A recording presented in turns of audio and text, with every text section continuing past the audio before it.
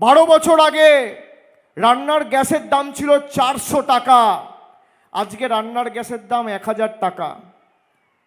রোজ এদের মধ্যে দিল্লিতে বৈঠক হচ্ছে যে আজকে গ্যাসের দাম আবার বাড়াবো।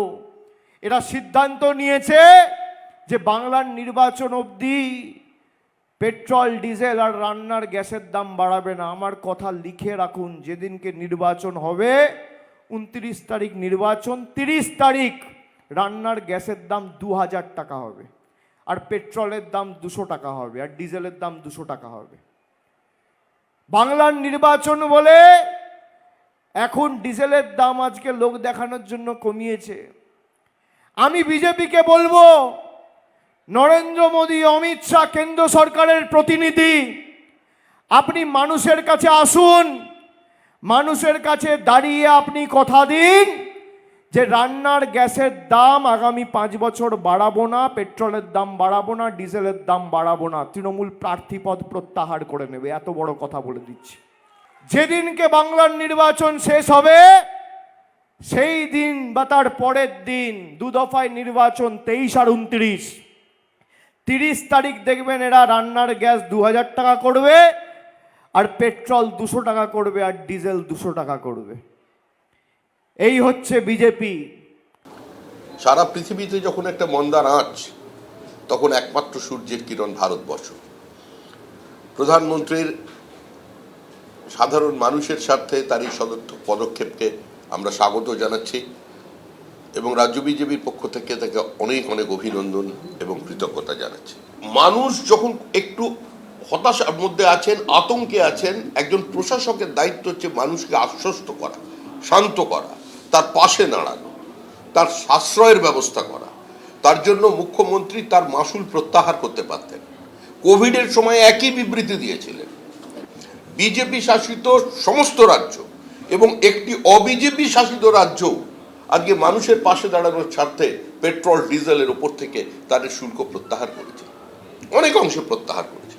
এ রাজ্যে কোনোদিন সেটা হয়নি, আজও হচ্ছে না। এ ধরনের হাস্যকর বিবৃতি পশ্চিমবঙ্গের মানুষ গ্রহণ করবে? পশ্চিম এশিয়ায় যুদ্ধ, পেট্রোপণ্যের দামে লাগাম টানতে অন্তঃশুল্ক কমালো কেন্দ্র। আন্তর্জাতিক তেল বাজারে অনিশ্চয়তার দরুন চাপ বাড়ছিল সাধারণ মানুষের ওপর। পেট্রোলের লিটার প্রতি অন্তঃশুল্ক 13 টাকা থেকে কমিয়ে 3 টাকা করল কেন্দ্র। ডিজেলের উপর থেকে তুলে দেওয়া হলো অন্তঃশুল্ক। আগে প্রতি লিটার ডিজেলের উপর চাপানো হয়েছিল 10 টাকা শুল্ক। যদিও আপাতত খুচরো বাজারে পেট্রোল ডিজেলের দামে কোনো পরিবর্তন হচ্ছে না, শুল্ক কমে যাওয়ায় স্বস্তিতে তেল সংস্থাগুলি, যারা পশ্চিম এশিয়ায় যুদ্ধের ফলে প্রতিদিন বিপুল লোকসানে চলছিল। বিমানের জ্বালানির উপরও অন্তঃশুল্ক কমানোর সিদ্ধান্ত কেন্দ্রের। অ্যাভিয়েশন টারবাইন ফুয়েলের উপর অন্তঃশুল্ক কমানোর সিদ্ধান্ত কেন্দ্রের। প্রতি লিটারে 50 টাকা অন্তঃশুল্ক কমে হলো 29 টাকা 50 পয়সা। জ্বালানির দাম বাড়ায় যাতে বিমানের টিকিটের দাম না বাড়ে, সেদিকে তাকিয়ে পদক্ষেপ কেন্দ্রের। जिससे भारत में अवेलेबिलिटी का भरपूर अवेलेबिलिटी रहेंगे, लोगों को कमी महसूस नहीं होने देगी। कल रामनवमी के दिन माननीय प्रधानमंत्री जी ने इमरजेंसी में एक मीटिंग बुलाई और इस विषयों के ऊपर चर्चा गोष्ठी करके तुरंत निर्णय किए, और इसके जितने भी करना है काम वो सब कल रात को ही हमारे मंत्रालय भी और पेट्रोलियम मंत्रालय भी बैठकर काम करके आज इस निर्णय हमने घोषणा कर। পেট্রোল ডিজেলের অন্তঃশুল্ক কমানোর সিদ্ধান্ত কেন্দ্রের। আর এই নিয়ে অর্থনীতিবিদ শৈবালকর কি বলছেন, শুনুন। যদি বিশ্ববাজারে দাম একই রকম থাকতো বা কমে যেত, তাহলে আমরাও হয়তো বাজারে গিয়ে কম দাম দিতাম, কিন্তু এক্ষেত্রে সেটা হবে না, কারণ বিশ্ববাজারের দাম অনেকটা বেড়েছে। যেটা $70 ছিল প্রতি ব্যারেল আপনার এই মাসের প্রথম দিকে, সেটা এখন বেড়ে $115 চলছে প্রতি ব্যারেল। ফলে দাম যেহেতু কমেনি বিশ্ববাজারে, ফলে যারা পরিশোধন করছেন এবং বাজারে নিয়ে আসছেন, তারা কিন্তু অলরেডি একটা ক্ষতির পরিমাণ ফেস করে বাজারে আনছেন, যেহেতু ভারতীয় সংস্থাগুলো দাম বাড়ায়নি। এর মধ্যে যেটুকু সুরাহা দেয়া হচ্ছে তাতে তাদের ক্ষতির পরিমাণটা কমছে, কিন্তু লাভ হচ্ছে না। ফলে মানে বিশ্ববাজারে যে দাম যদি এরকম চড়া থাকে, তাহলে ভারতে দাম বাড়তে পারতো, সেটার উপর একটা প্রলেপ পড়ছে বা কুশন দেয়া হচ্ছে। যদি দুদিন যুদ্ধবিরতি থাকে, যুদ্ধ যদি সত্যি বন্ধ হওয়ার মতো অবস্থায় আসে সমস্ত সবার সদিচ্ছায়, তাহলে কিন্তু বিশ্ববাজারের দাম এটা এক্ষুনি আবার $70 প্রতি ব্যারেল হয়ে যাবে এবং দাম কমে যাওয়ার সুবিধাটুকু বা সুফলটুকু আমরা পাবো। যে প্রফিটের একটা পোর্শন এই তেল বিক্রয়কারী সংস্থাগুলো ফোরগো করছে, আর একটা হচ্ছে সরকারের যে নিজস্ব রেভিনিউ তেল বিক্রি থেকে সেটা খানিকটা ফোরগো করছে। দুটো মিলিয়ে তেলের দামটা বাড়তে দিচ্ছে না, কিন্তু কমবেও না। পশ্চিম এশিয়ায় যুদ্ধ, আন্তর্জাতিক তেল বাজারে অনিশ্চয়তার দরুন চাপ বাড়ছিল সাধারণ মানুষের উপর। পেট্রোলের লিটার প্রতি অন্তঃশুল্ক 13 টাকা থেকে কমিয়ে 3 টাকা করল কেন্দ্র, আর অন্যদিকে ডিজেলের উপর থেকে তুলে দেওয়া হলো অন্তঃশুল্ক। আগে প্রতি লিটার ডিজেলের দাম উপর চাপানো হয়েছিল 10 টাকা শুল্ক। যদিও আপাতত খুচরো বাজারে পেট্রোল ডিজেলের দামে কোনো পরিবর্তন হচ্ছে না।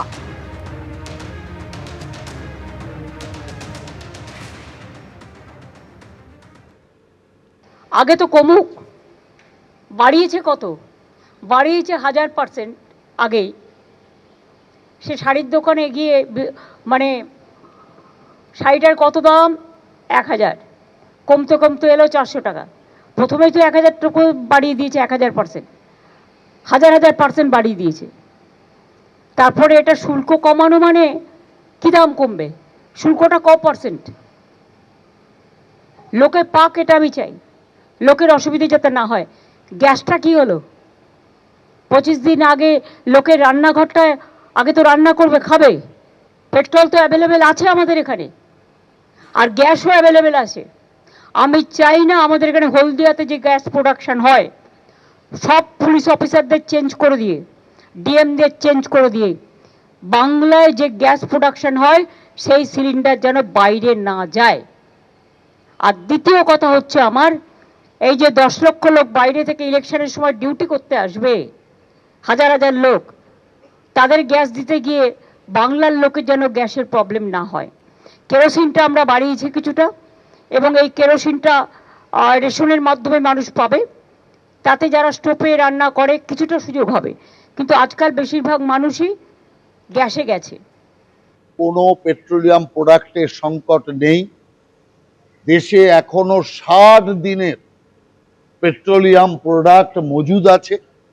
কিন্তু তৃণমূল কংগ্রেস চাইছে যে একটা গুজব ছড়িয়ে মানুষের মধ্যে আতঙ্ক তৈরি করা, কিন্তু সেই আতঙ্ক ওরা ব্যর্থ হবে। ইতিমধ্যে কেন্দ্রীয় সরকার যে সাহসিক পদক্ষেপ নিয়েছে, ঐতিহাসিক পদক্ষেপ নিয়েছে, এই যুদ্ধের পরিস্থিতিতেও অতিরিক্ত এক্সেস ডিউটি, আবগারি করকে কেটে দিয়ে তেলের দাম 10 টাকা কমিয়ে দিয়েছে। তেলের দাম বাড়লেও তৃণমূলের যন্ত্রণা, তেলের দাম বাড়লেও তৃণমূল চিৎকার করে। অদ্ভুতভাবে এবার তেলের দাম কমলো, মানুষের সুরা হলো, তাতেও তৃণমূল চিৎকার করছে। কেন তেলের দাম কমলো? অদ্ভুত অবস্থা। জনগণের লাভ হয়েছে, তাতে তৃণমূলের ক্ষতি হয়েছে। এবিপি আনন্দ, এগিয়ে থাকে, এগিয়ে রাখে।